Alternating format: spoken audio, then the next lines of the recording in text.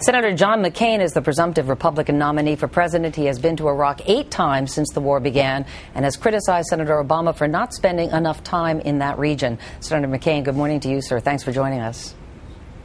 Good morning, Meredith. You know, you have been very tough on Senator Obama. You've questioned his judgment on foreign policy, called him naive, and his trip little more than a campaign rally overseas. So given what you've seen and heard over the past few days, do you still hold to that assessment? Look, I'm glad that Senator Obama is going to get a chance for the first time to sit down with General David Petraeus and understand what the surge was all about, why it succeeded, and why we are winning the war.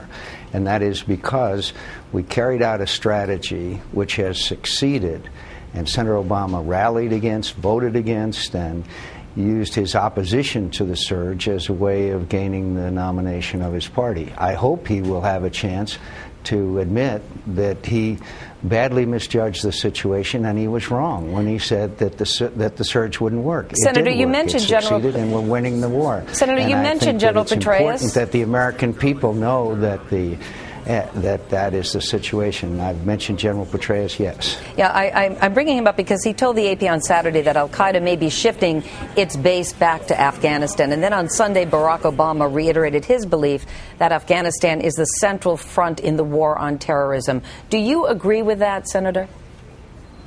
I agree with General Petraeus when he said Iraq was the central battleground in the war and the struggle against Al-Qaeda, and he said that repeatedly. And I agree with him when he said we will be able to withdraw troops as conditions on the ground dictate. Not to do what Senator Obama wanted to do, which was that we'd be out by last March and never have had the surge and the success. And you can't choose to lose a war in Iraq, in my view, in order to win in Afghanistan. Of course we have problems in Afghanistan, and as we succeed in Iraq, there will be troops available to go to Afghanistan. But it's more than just troops.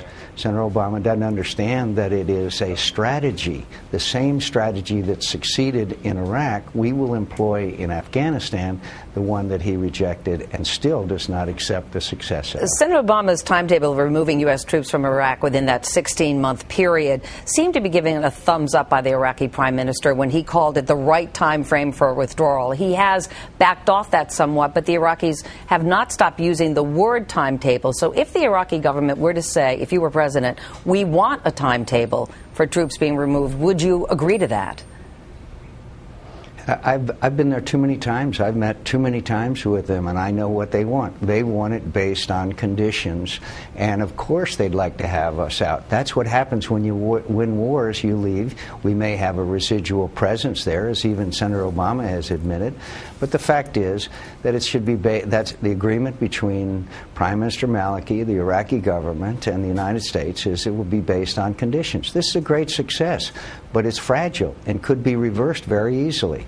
I think we should trust the word of General Petraeus, who has orchestrated a dramatic turnaround. And by the way, we would have been out last March if Senator Obama's wish is what his original plan called for. Not 16 months from now, but last March. He was wrong on the surge. He was wrong today when he says that it wouldn't succeed.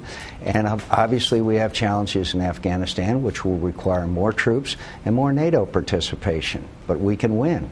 If we had lost in Iraq, we'd have risked a much wider war that would have put enormous challenges and burdens on our military. You know, in this latest TV ad, sir, you criticize your ad. You criticize Obama for never holding a single Senate hearing on Afghanistan. But according to Senate records, you've missed all 6 hearings on Afghanistan that were held by the Senate Armed Services Committee, on which you served during the last 2 years.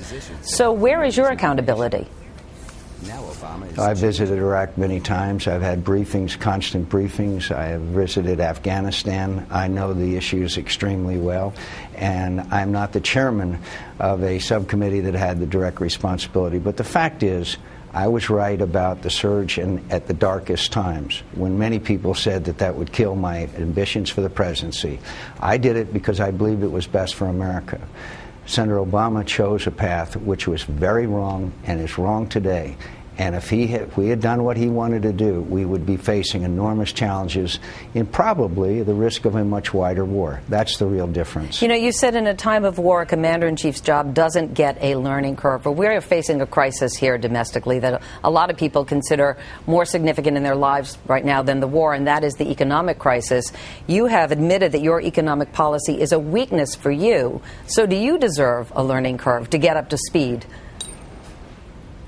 Actually, I have far more experience on the economy than Senator Obama. I'm very strong on the economy. I was chairman of the Senate Commerce Committee, Science and Transportation, which addresses all these issues. I have a concrete economic plan to fix the problems in America. But look at the man who has established that plan for you, Phil Graham, who recently called this a mental recession. Power and hydrogen, hybrid fuels, all kinds of nuclear power. I have plans for all of those, and I'm confident we can succeed. Americans working together on a mission to fix our economy, keep them in their homes, become energy independent, and I have a strong plan of action and a strong background on the economy to address these issues. But, Senator, if I can bring up Phil Graham again, that was your key economic advisor and the framer of your policy until he called what's happening here a mental recession and that we are a nation of whiners.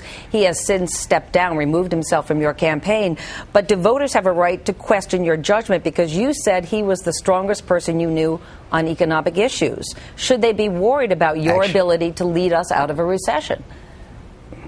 Actually, he was one of a number of advisors that I have that I value their views and their opinions, and I have a very strong plan of action for our economy. I think most Americans agree with it, including offshore drilling, which Senator Obama opposes, including nuclear power, which Senator Obama opposes. I have a strong keep taxes low. We have a very strong economic policy. We're talking about it in town hall meetings all over America, and I've invited Senator Obama to come to these town hall meetings with me, and that way people can compare us on these issues that are so important to the future and economy and the future of this nation. And I'm proud to have a broad array, including 300 economists and 5 Nobel Prize winners that say my economic plan is very good. All right, Senator John McCain, as always, thank you very much for giving us your time this morning. Hey, it's good to be with you again. Thank you.